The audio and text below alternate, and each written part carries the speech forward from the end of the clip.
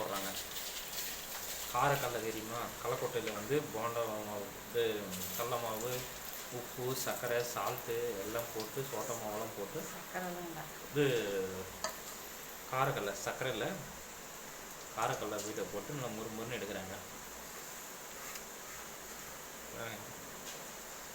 நல்ல பொரி வந்து நல்லா இதாக மாதிரி எடுத்துக்குவோம்.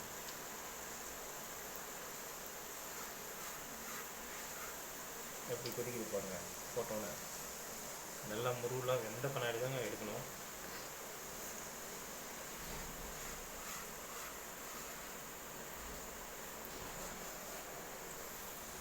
நல்லா போட்டு எடுக்கிறாங்க பாருங்க. நல்லா கொதி இந்த மாதிரி நல்லா வந்த முன்னாடி இந்த கடலக்கொட்டையை வந்து அந்த மாவில் மிக்ஸ் பண்ணி போடணும். அப்புறம் காரக்கடலை ரெடியாகும். சப்ஸ்கிரைப் பண்ணுங்கள், ஷேர் பண்ணுங்கள், லைக் பண்ணுங்கள். மெயினாக லைக் பண்ணுங்கள். இது மாதிரி போன்ற நல்ல வீடியோக்கள்லாம் உங்களுக்கு தேடி வரும். பாய்.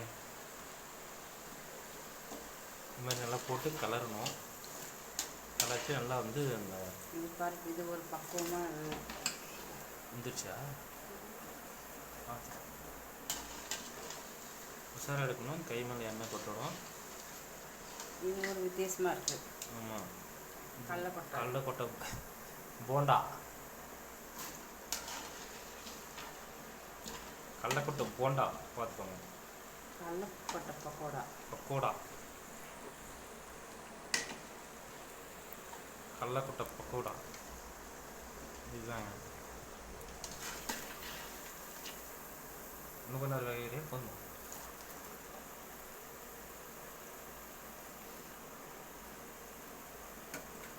அப்படியே கொஞ்சம் எடுத்து ஒரு டேஸ்ட் பண்ணி பார்க்கலாம். கருப்பு கலர் மாறக்கூடாதுமா, கருப்பு கலர் ஆகக்கூடாது. அது இன்னும் டேஸ்ட் பண்ணி பார்த்துடலாம். டேஸ்ட் பண்ணிட்டு நம்ம வீடியோ மக்களுக்கு முடிச்சிடலாம்.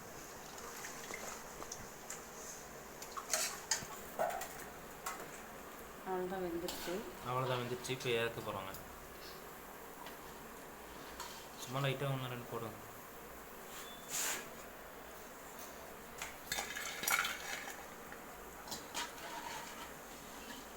மாதிரி பிளேட்டில் போட்டு இது பண்ணுறேன். இப்போ வந்து கொஞ்சம் சூடு ஆன முன்னாடி நம்ம டேஸ்ட் பண்ணிடுவோமா? சூடு ஆனோம்னா நம்ம அது மாதிரி ஆட்டணும். அது கலக்கெல்லாம் சொன்னது இது வெந்த மாதிரி கணக்கு. நல்லா சூடு ஆன முன்னாடி எடுத்து டேஸ்ட் பண்ணணும். சூடு ஆறிடுச்சு லைட்டாக. அருமை, சூப்பராக இருக்குது. கடலக்கொட்டை, அந்த போண்டா மாவு, உப்பு, சோட்டா மாவு அது மாதிரி போட்டு நல்லா மிக்ஸ் பண்ணி கடலக்கொட்டை போட்டு செஞ்சால் இது மாதிரி வரும். ஒரு முறை